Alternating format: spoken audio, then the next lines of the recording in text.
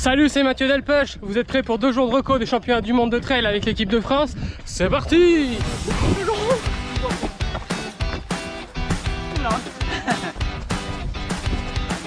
C'est vraiment?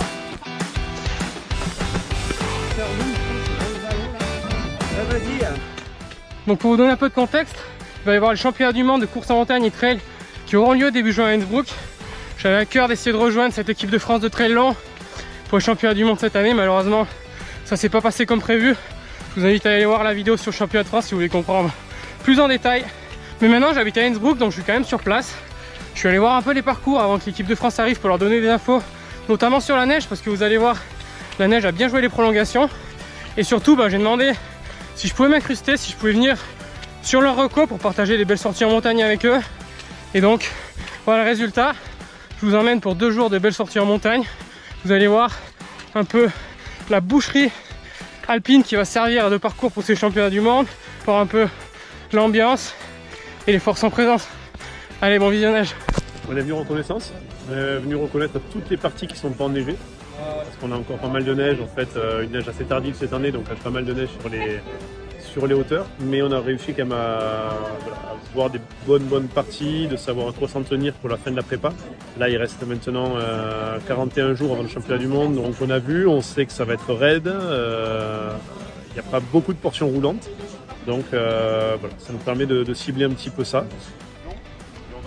Alors en fait ces mondiaux 2023 ils sont co-accueillis par la ville d'Innsbruck et la vallée de Stubai qui sont distants à vol d'oiseau d'une quinzaine de kilomètres mais qui sont séparés par la Nogspitze. C'est une montagne qui culmine à 2400 mètres. C'est cette montagne qui est encore bien enneigée et que les 2 parcours traversent. Le trail long il commence par une boucle dans la vallée de Stubai avant de traverser le massif du Nogspitze, puis la vallée de l'Inn pour enchaîner avec une belle ascension dans la Nordkette, la chaîne qui surplombe la ville avant de plonger sur Innsbruck. Le trail court lui, il fera le chemin inverse, s'élançant d'Innsbruck avec une partie plus roulante sur la première moitié avant de traverser le Nogspitze et terminer au cœur de la vallée de Stubai.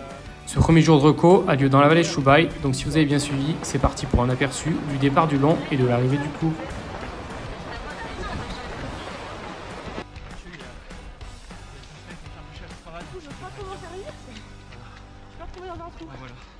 Ça a l'air raide, c'est mon niveau. Ça, c'est abominable. Ça, c'est de la bonne randonnée. Vas-y, file-moi avec des bâtons, ça va pas être souvent. Moi j'aime bien ce parcours. On n'attendait pas moins de temps, Julien. C'est fait pour jus. Il y a des marches, tu poses tes pieds. Finalement, il va faire le long. Tu vois pas la pente. 2 bosses propres. Non, mais surtout que nous on s'en fout, on passe pas là donc en fait c'est plus pour ceux qui. Non mais c'est vrai encore des fois. Sommet de la première bosse du long. Non, pas sommet parce qu'après il y a la neige. On a mis boss à la 2002. On est à mi-bosse en fait. On a déjà fait 700. À peu près. Et voilà. Un tout petit peu dessus. On va redescendre pour aller voir Pour aller manger de l'autre côté la descente.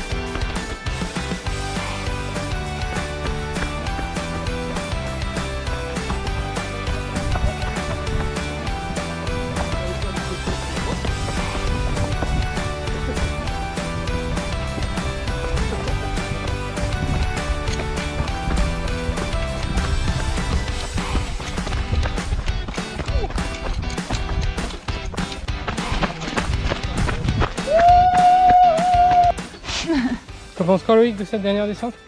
Elle est bien. T'inspires? Ouais. Pour avoir Je vous interromps 2 secondes pour remercier les personnes qui ont rejoint le KissKissBankBank pour soutenir la chaîne YouTube, ça fait trop plaisir.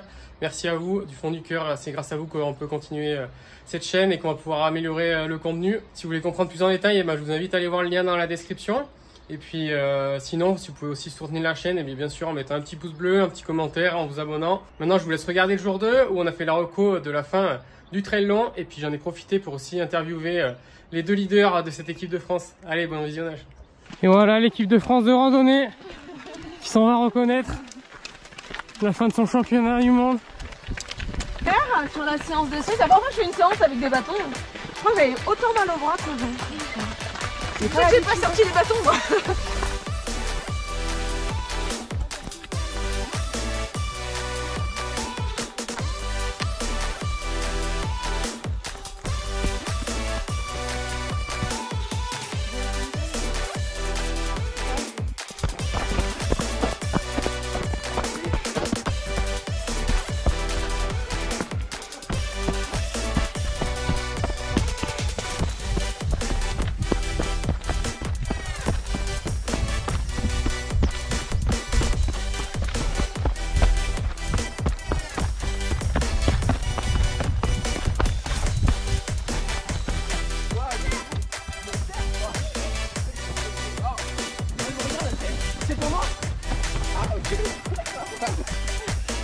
Un vrai parcours alpin très difficile.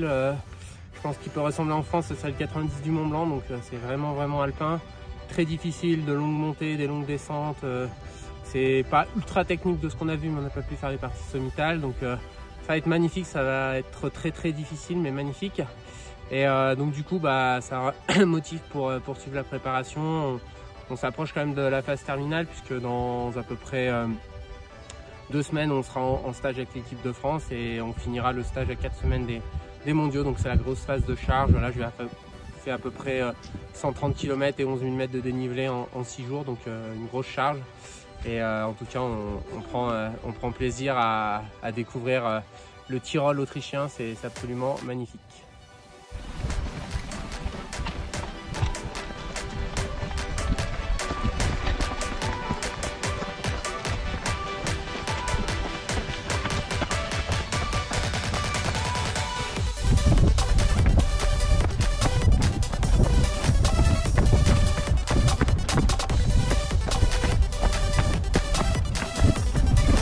On ressort les bâtons.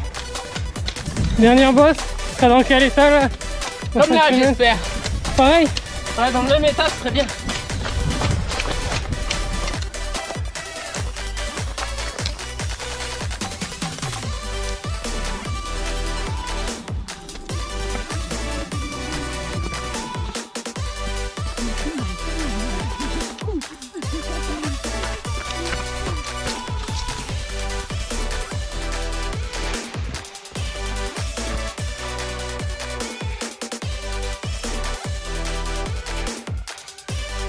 Mais ça va être tapis, on est tout le temps à fond et il y a des chevaux dessus.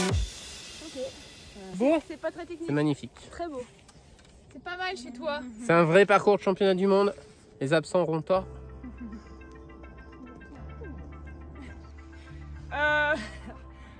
Non, tout est beau, mais je préfère quand ça court un petit peu.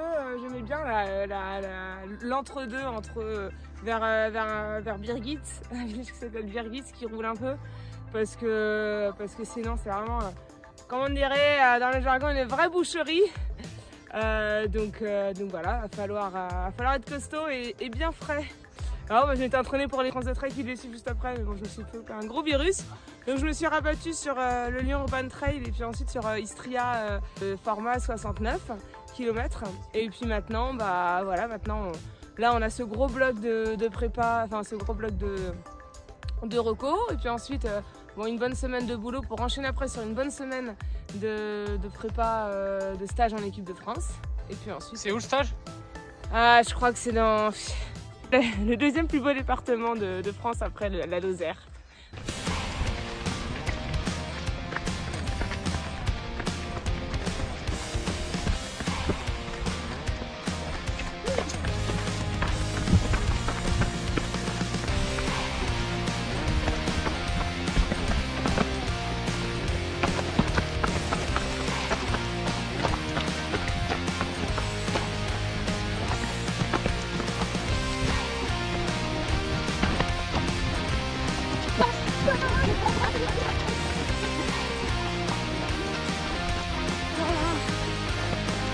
Ça te met sous pression?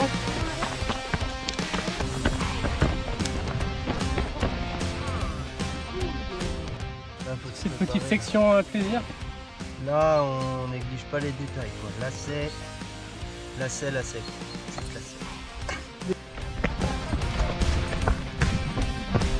J'aurais bien fait un jour. Ah ouais.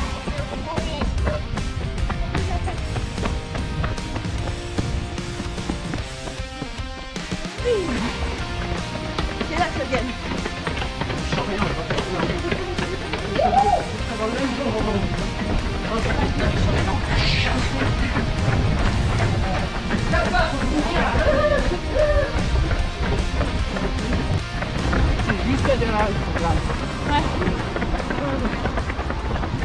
Quelle allure là le 9 juin? Le plus vite possible, parce que plus on va vite, plus vite c'est fini. Et toi André? Ouais, ça dépend. Ça dépend de la taille du drapeau. Ça dépend de où elles sont devant, où elles sont derrière. Et voilà, ça dépend de ça. Et de mes jambes aussi un petit peu quand même. Alors là, bon là ils vont récupérer un petit peu, mine de rien, du petit volume qu'ils ont fait. Mais après, on va repartir. On est en stage dans 10 jours maintenant. Donc on va repartir une semaine en stage pour faire un gros bloc. Et ensuite, voilà, tout le monde va rester un petit peu. Alors certains avec une course en prépa. Et puis sinon de rester un petit peu à monter en pression, faire pas mal de volume jusqu'à peu près à 2 semaines de l'événement où on va commencer un petit peu à relâcher et refaire du jus, comme on dit, pour la course.